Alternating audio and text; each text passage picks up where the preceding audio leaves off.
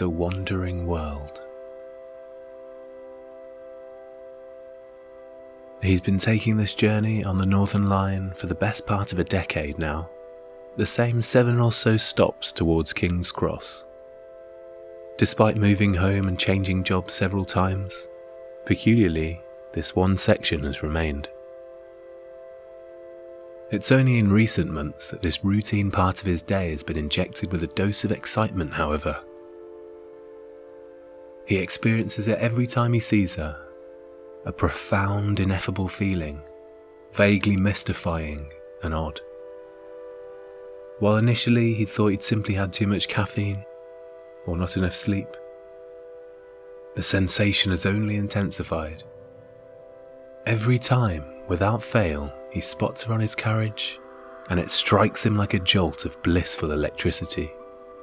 If he were to sum the feeling up in words, which only really serve as vague approximations, the ones he'd choose would be weirdly reminiscent or strangely familiar.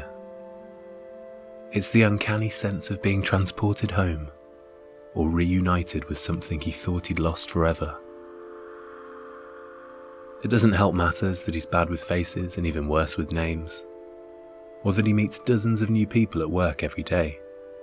It's also not beyond the realm of possibility that he's simply seen the woman on the underground so often that her face is indelibly etched in his subconscious.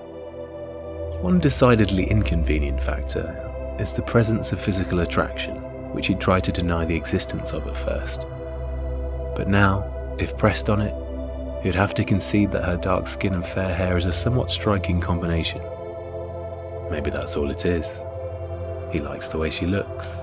She stood out to him in the dreary crowd, and he's developed a growing fascination. The more he considers it, however, the harder it is to shake the feeling that he knew her long before he started noticing her on his morning commute, that his connection to her far transcends a simple recognition of a fellow central London traveller. She's ethnically ambiguous. Middle Eastern, Mediterranean, or perhaps mixed race? Her wavy flaxen hair is likely not its natural colour. For all he knows, it could be a wig. Aside from this, he knows nothing about her. He's never even heard her speak. This morning, she climbs on at Borough instead of London Bridge. As all the seats in the carriage are occupied, he's hanging on a handle near the back. After she positions herself at the handrail directly opposite, their eyes meet, more than once. Just like it has many times now, the same sentence dances on the tip of his tongue. "Excuse me, have we met before?" He flirts with it, imagining his mouth making the necessary movements, considering how it might be received.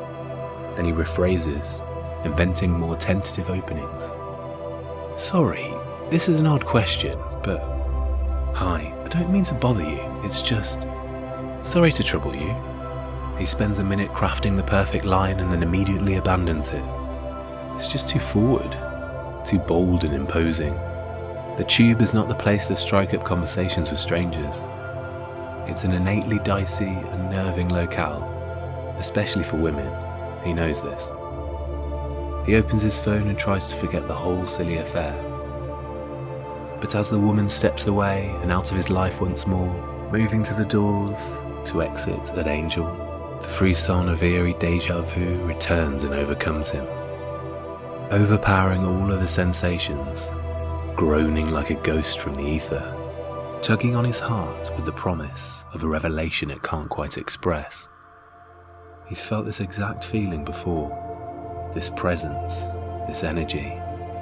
If only he knew when, and where, and what it meant. This isn't just some juvenile crush or blithe infatuation. It's a powerful secret behind a screen door, an aura of shrouded enlightenment, of mysterious poignancy. Later that night he thinks on it again though, and the feeling is absent. Now the woman is abstract and the whole idea seems frivolous. Suppose she's just some client or clerical assistant, some suit amongst an ocean of drab interactions, his endless consultations and meetings. Like most of life's great mysteries, there's likely a dull explanation. Perhaps he pursued the woman at a nightclub one night, spoke to her even, before alcoholic amnesia set in and all but erased her. She could even be an obscure actress or model. Yes, with the benefit of logic and scrutiny, the whole thing can be discounted, reasoned away by some unidentified truth. He lays his head on the pillow upon this thought, and the finality of it gives him comfort, calming his mind, which immediately surrenders to sleep. His unconscious mind, however, has clearly not given up on the matter. He stumbles onto a tube carriage the size of a football field, with rows of seats as far as he can see, all of them occupied. He grips a handrail as the train hurtles along at frightening speed, and soon realizes that every passenger on board has their head turned away from him. They all have blonde wavy hair worn in varying styles, and duly ignore him each time he tries to address them. Eventually the enormous carriage hurtles to a shuddering stop, and all of the passengers start to funnel through the exits, hundreds of them streaming out in single file. As the last few are leaving, he decides to follow. They quickly break into a run as he does. He soon finds himself in a bright open field. "Wait!" he shouts. He sprints through cornfields, then sand dunes, running faster and faster without gaining any ground. Finally, the field morphs into an infinite corridor, and only one of the fleeing passengers remains running ahead of him. It's her. He knows it. No amount of chasing will have him give up. When he shouts again, surprisingly, this time she hears him and turns back. He was right. It is her, and she's no less than thrilled to see him. She rolls out a picnic blanket on the floor and they sit down to chat. She calmly explains everything. This is not his first life, nor is it hers. Each of their souls has been reincarnated countless times past. Every single birth, death, and rebirth is part of a pivotal lesson on the wearisome path to nirvana. Crucially though, some souls are entangled, entwined in profound unknowable ways, coalescing and forming unions until their life cycles end and both souls spirit away. But time after time they return to reform their connections, living out another lesson, a new cycle of the wandering world. He offers not a word in response, simply smiling, nodding at her, knowing that everything she uttered is perfectly true. Then she smiles back and says she'll see him soon. He wakes to the piercing tones of his phone alarm, with the sense that he's just fallen from a great height. Moments of his dream are still lingering in his hazy awareness, floating by like spirits moving on to the next realm. He remembers chasing a woman through a field, the vivid patchwork of a picnic blanket.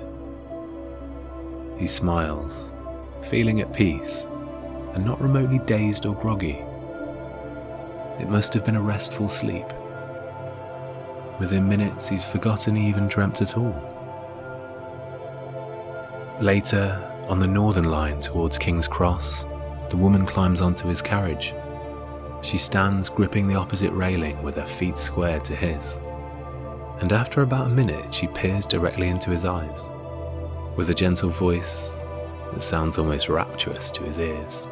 She says, "Sorry to bother you, but this has been bugging me for some time. Have we met before?"